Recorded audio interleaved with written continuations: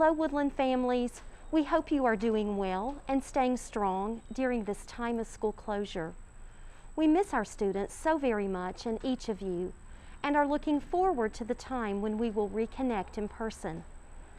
Please know our teachers are working so very hard, and we know that you as parents and guardians are working so very hard. Please reach out to us if you should have questions or need assistance with your student's technology device. We are here to support our students and each of you every step of the way.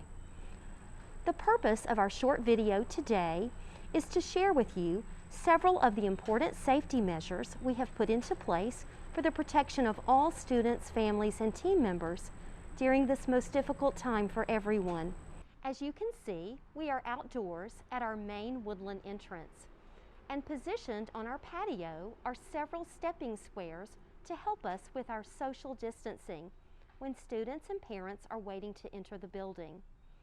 When we return to in-person learning, our bus riders will enter the building at this entrance, and our car riders in grades kindergarten, first, and second grades will also enter the building at this same entrance. As you can see, Woodland families, we're now on the Educare and Gym side of our building, and this will be the drop-off point each morning for our students in 3rd grade and 4th grade, and also for our Title I pre-K students with Mrs. Haynes. Now, I'm sure you're noticing my facial mask is in place, and we will be requiring our students to wear masks when we return to school. For our youngest students, such as our pre-K students and those students assigned to CDC, our teachers will assist your students in learning how to properly wear the mask.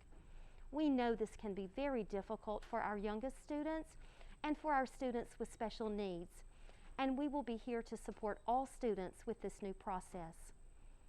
So let's walk forward into our amazing school. Today I'm briefly going to talk to you about what happens when your student comes to school in the morning if they are in kindergarten through 2nd grade. When they come in between 7:45 and 8:10, they will come to the forum. This is our forum. We are a 7 habits. We talk a lot about 7 habits in our school. So we have our 7 habits on the floor, and the students will sit on a spot spread out with a 7 habit in between them, and they will stay there until the bell rings at 8:10, and then they'll go to their class. If they have not eaten breakfast, they will be taken to the cafeteria, which is directly through this hallway, very short, and the cafeteria is spread out. They will sit there until they have eaten their breakfast, and at 8:10 we will have procedures in place about how to get them to their classrooms.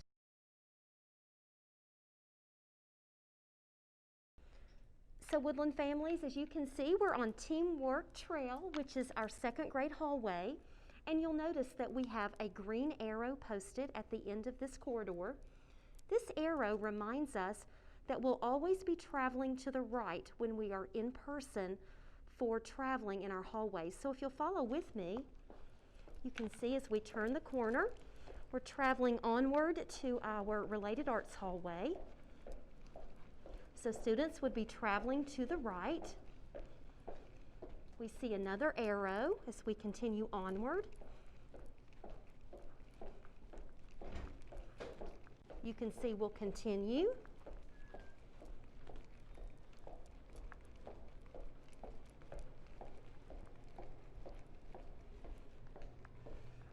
And when we reach this point at the end of our hallway, we'll again continue right as we travel on to Related Arts and to the cafeteria, and that will eliminate a crossover pattern of traffic when we're moving throughout the building.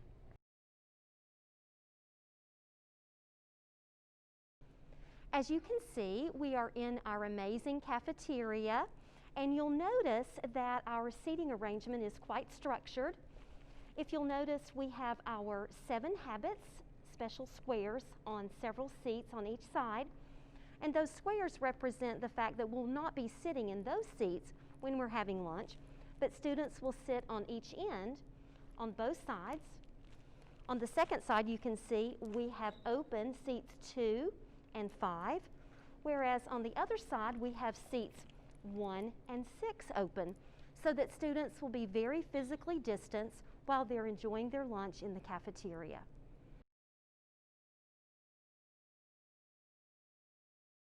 So I just wanted to take a moment and share our visual arts space and let you guys see how we are social distancing in the art room. I've actually removed several materials and spaces from the classroom so that we could make sure that the tables were very far apart. We have 2 students sitting per table, and we do also have the dividers. So that's going to let everybody be very spaced out. In our classroom, we've always shared materials. We've always placed materials in the center of the table. At this time, during this year, we will be having students at Woodland bringing materials into the classroom, and they will have a plastic bag. I can also provide those bags to students. I have those prepackaged if a student does not have materials. If there is a material that students need to share, such as scissors, that we can sanitize, over here at the sink we have a depository for used materials where I can sanitize those after each class.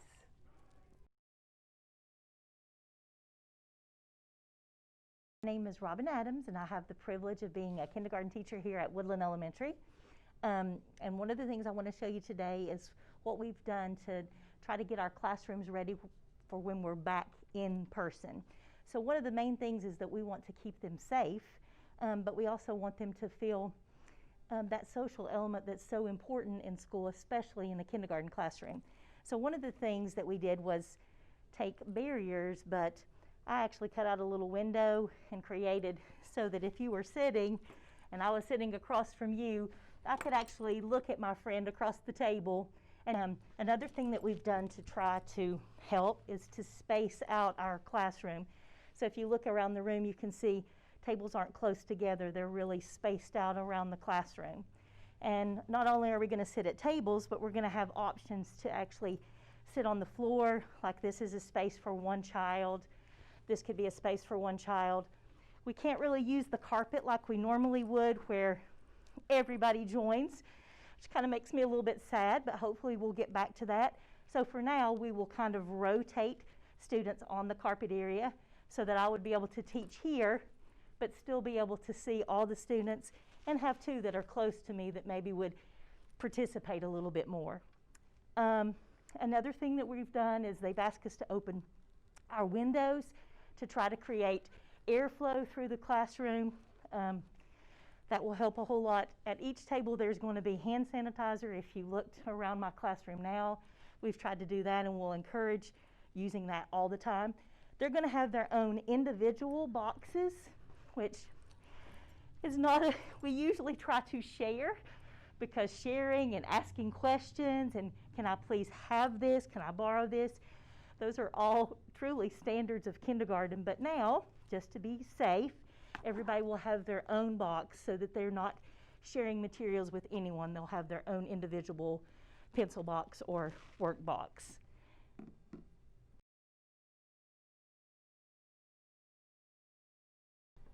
Hello, I am Penny Reese, and I am a 2nd grade teacher at Woodland Elementary. And I'm here to talk to you about the very important job that Woodland teachers, and really all teachers, do at the beginning of the year, and that's build relationships with our students.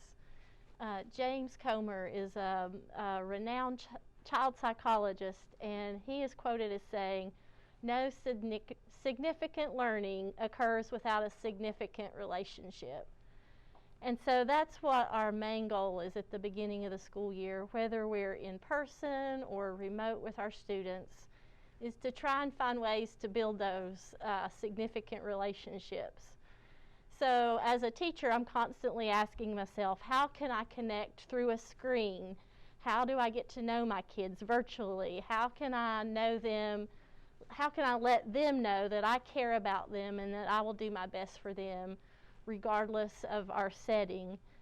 I think another very important piece of building relationships is to be able to have an open line of communication with parents, to have them be able to reach out to us and access us when they need us, and vice versa, for them for us to be able to access them if we need to provide them with extra supports. And that's really important any situation, but it's especially important right now as you know, we may be transitioning back and forth from in-person to remote, and it's just really essential that we try and keep open lines of communication and to do our best to serve the students as best we can.